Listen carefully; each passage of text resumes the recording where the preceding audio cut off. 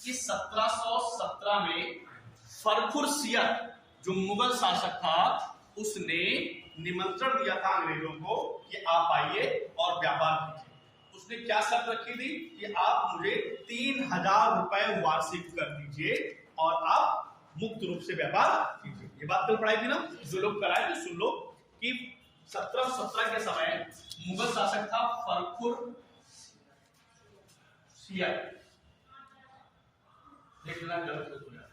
फरखुरशियर मुगल शासक था। इसने आमंत्रण दिया कि भाई अंग्रेज लोग आओ और हमारे यहाँ शासन करो आके, तो और आप मुझे 300 रुपए मात्र दे, 3000 रुपए वार्षिक कर दे देना टैक्स, बाकी तो अपना व्यापार करो।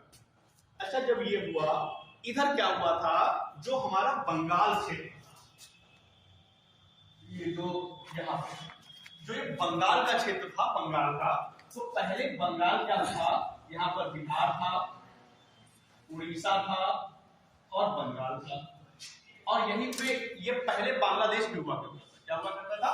बांग्लादेश का पार्ट। तो जब फरखुरशियर था मुगल शासक, तो चीजें धीरे धीरे, क्योंकि ये उत्तर मुगल काल था, यहां पर मुगल काल कमजोर हो चुका था।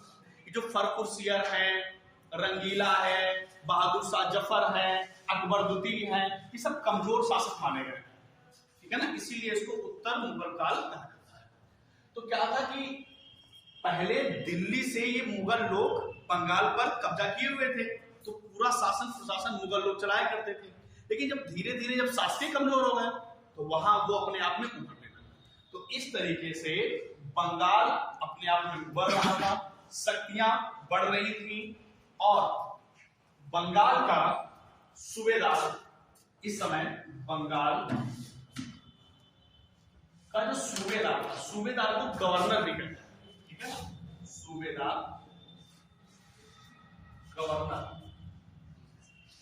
तो 1717 में बंगाल का सूबेदार तुम्हारा था कौन? मुर्शीद कुली खान। Very good, Murshid Quli Khan. ये राइटिंग समझ में आ रही ना? मुर्शीद कुली खान गवर्नर था, या मैं कह दूं वहां का सूबेदार था। अच्छा, इसे फरखुरशियर ने ही नियुक्त किया था। तो ये भी पूछा जाता है कि किस मुगल शासक ने अंतिम सूबेदार को नियुक्त किया। तो अंतिम सूबेदार की जब बात होगी तब हम मुर्शीद कुली खान को ही कहेंगे, और ये बंगाल का गवर्नर था 1717 से लेकर 1727 तक ये था। फिर उसके बाद में मैं आपको बताऊं, बहुत इंपॉर्टेंट नहीं लेकिन मैं बता दे रहा हूं आपको, इसके बाद में सुजाउद्दीन हुए हैं आपके, फिर एक सरफराज हुआ है। कौन हुआ है? सरफराज। ये लिखना नहीं, मैं से बताता हूँ, एक सरफराज हुआ है जो सूबेदार बना। अच्छा, सरफराज की हत्या कर देता है, उसका नाम होता है अली वर्दी खान। ये इंपॉर्टेंट काम का आदमी है, अली वर्दी खान, 1740, है ना। अब ये सरफराज होता है, सूबेदार होता है, लेकिन अली वर्दी खान इसको मार देता है और खुद बंगाल का सूबेदार या गवर्नर। तो अब बंगाल का गवर्नर या सूबेदार कौन है? अली वर्दी खान। इसकी खास बात यह थी कि इसके बच्चे लड़के नहीं थे, 3 बेटियां। कितनी थी? 3 बेटियां। अच्छा, जब ये अली वर्दी खान कब से कब तक रहा? 1740 से लेकर 56 तक, सही है। तो जब इसकी बेटियां नहीं थी, तो अब ये मरेगा भी कभी ना कभी, तो इसको इस बात की चिंता थी कि अगला सूबेदार होगा कौन होगा।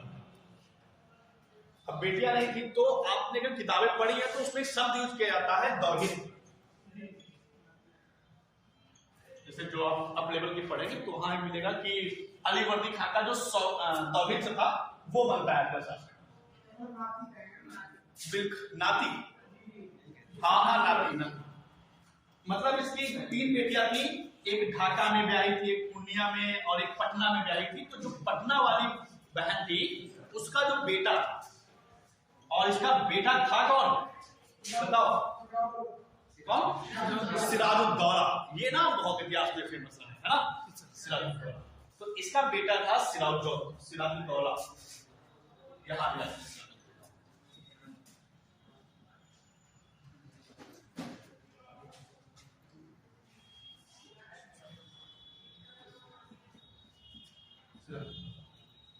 ये कोई आना चाहता क्या? देखो तो आप याद रखो, देखो ये कोई काम की बात नहीं कि 3 बेटियां थी, कहाँ कहाँ भी आई थी, इनके पति का नाम क्या था, उनके बच्चे कितने थे, किस मोहल्ले में रहती थी, कोई मतलब नहीं, ठीक है। तो इससे मतलब नहीं, मैं बस ये बताना चाहता था कि ये शब्द कहीं मिल जाए आपको कि अली वर्दी खां का दौहित्र कौन था, तो सिराजुद्दौला। बिना बोले चुपचाप बैठ जाओ, क्लास में कोई डिस्टर्ब कर रही हो कोई बात भी कर, बैठो चुपचाप, क्योंकि ये बच्चे जो शुरुआत से आए इनका नुकसान हो रहा है। जल्दी बैठो।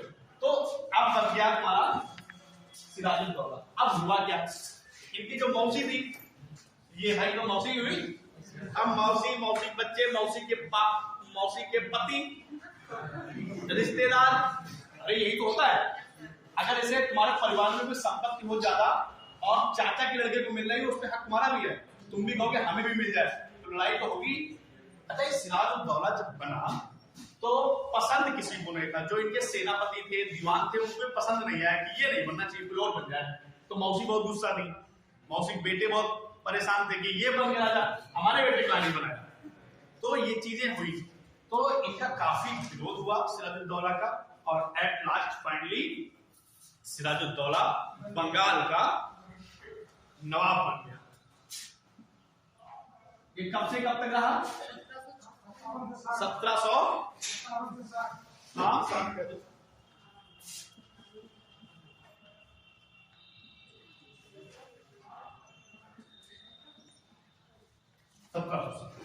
ठीक है, तो इसका विरोध हुआ, लेकिन फिर भी ये चलता रहा। अच्छा, ये एक ठीक ठाक आदमी था, ये अपना जो राज्य था, अपनी जो शक्ति थी उसको बढ़ाना चाहता था। और इसने किया क्या, इसने सबसे पहले तो यही किया, आपने फोर्ट का नाम सुना होगा, फोर्ट विलियम। फोर्ट विलियम तो कोलकाता में स्थित है, क्या नाम है? Fort William. कहाँ है ये? कोलकाता में।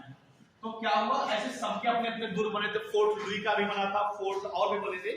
तो ये लोग किलेबंदी कर रहे थे, अपना किलेबंदी। अच्छा, क्यों? ये अब अंग्रेज भी भाई, अंग्रेजों को तो न्योता मिला था फर्गुस ने का, जाओ तुम व्यापार करो जाके। तो यहाँ अंग्रेज भी आ चुके थे, ये अपनी शक्ति बढ़ा रहा था। अच्छा, अंग्रेजों को इससे दिक्कत थी, बिल्कुल थी, और इसको भी अंग्रेजों से दिक्कत थी। तो जब ये किलेबंदी कर रहे थे तो सिराजुद्दौला ने आदेश दिया कि नहीं, आप लोग किलेबंदी नहीं करेंगे, जैसा है वैसे रहने। फ्रांसीसी बेचारे सताए हुए तो पहले से थे, बचे कहां थे, ना के बराबर बचे थे भाई, पतन हो गया था पांडिवास युद्ध के बाद, और तड़प रहे थे। लेकिन तो ये बेचारे कमजोर थे, मान के बोले ठीक है, आप कह रहे हैं भाई आप तो नवाब है यहाँ के, मान गए। लेकिन जो दादा है और ये नहीं माने। सिराजुद्दौला फोर्ट विलियम पर आक्रमण कर देता है और इसको जीत लेता है। एक तो ये कारण हो गया। मैं आपको पता कहां चल रहा हूं, बताओ कहां चल रहा हूं मैं?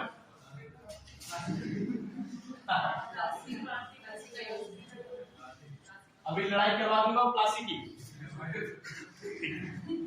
तो फोर्ट विलियम कॉलेज जीत लेता है, समझना ध्यान से। फिर क्या होता है, अंग्रेज भाई परेशान हो जाते हैं कि अरे इसकी इतनी हिम्मत। दूसरी एक खास बात और है, एक घटना हुई थी सिराजुद्दौला के समय में, ब्लैक होल की, ये आपने पढ़ी होगी, ब्लैक होल की। इसी को कहते हैं काल कोठरी की घटना। कौन लोग हैं जो मान नहीं रहे? काल कोठरी की। अगर मैं आपसे पूछूं कि ब्लैक होल की घटना कब घटी थी, तब 20 जून। ये डेट बहुत काम की यार, 1756 वाली। 20 जून याद रहे ना रहे, लेकिन कई बार क्या होता है जब अरेंजिंग में लगाना होता है तो फिलहाल एसएससी नहीं पूछता ये, आप आराम से एनडीए सीडीएस नहीं पूछता। आप 1756 याद रखो कि ब्लैक होल की घटना हुई थी। हुआ क्या था इसमें एक कमरा था जिसकी 18 लंबाई थी और 14 चौड़ाई थी। यहाँ उल्टा तो और बड़ा, ठीक है। तो 18 तो एक कमरा था, इसने अंग्रेजों को 146 अंग्रेजों को, कितने लोगों को? 146 लोगों को इस कमरे में बंद कर दिया। और जब 24 घंटे बाद देखा गया तो 23 बचे थे, 23 बचे थे और 123 ही ये मर गए और ये बचे। और इन बचने वालों में एक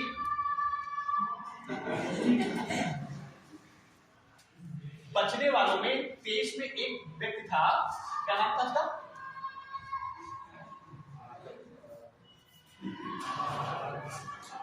ये जो प्रकृति है बच्चा है, ये हम लोग यही पढ़ते हैं कि जैसे भाई हम लोग जो साइकोलॉजी पढ़ते हैं टीचिंग के अकॉर्डिंग, तो यही बताया जाता है कि जैसे आप लोग जिस एज में है या मैं जिस एज में हूँ या जिस एज में बच्चा है ये क्या क्या कर सकता है, ये हम सब लोगों को पता होता है। जैसे जो आपका पेपर जो सेट करते हैं ना, पेपर जो भी आता है, बड़े बड़े साइकोलॉजिस्ट, बहुत बड़े ऐसे लोग साइकोलॉजिस्ट हैं, ऐसे चेहरा देख के बताते हैं कि भाई आप क्या हो, क्या करते हो, क्या नहीं, सब करते हो। तो हम लोग समझते हैं कुछ चिल्लाने उसका भी वक्त है। मैं इसलिए मुझे कह रहा हूँ यार, एक चीज हमें पता है, मैं समझाऊंगा, बहुत चीजें आप लोगों को समझ में नहीं आएगी, लेकिन मैं सच कह रहा हूँ कि आप छोटी सी उम्र में नौकरी पालो और फिर देखना अपना जलवा। छोटी सी उम्र में नौकरी और फिर सब चीजें अच्छी हो जाएंगी, भविष्य अच्छा हो जाएगा और फिर अपना पढ़ना, एंजॉय करना जो भी। लेकिन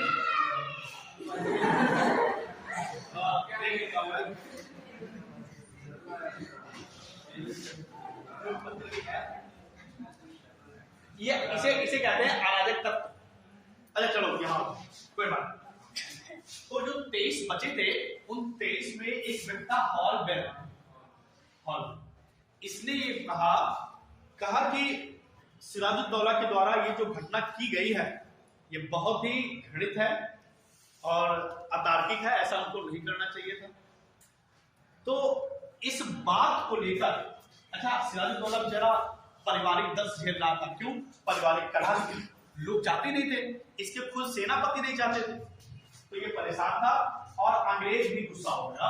अंग्रेज बहुत गुस्सा हो गए कि 123 लोगों की डेड बॉडी हो जाना, अंग्रेज किसी के मतलब समुदाय के लोग मर जाए तो थोड़ा समुदाय में रोष आएगा। अब गुस्सा हो गए और इन्होंने बात पहुंच गई मद्रास, और मद्रास में बैठे हैं रॉबर्ट क्लाइव। रॉबर्ट क्लाइव भेजता है अपनी सेना कहां? सिराजुद्दौला से लड़ने के लिए, और प्लासी नामक मैदान पर होता है इन दोनों के बीच भीषण युद्ध।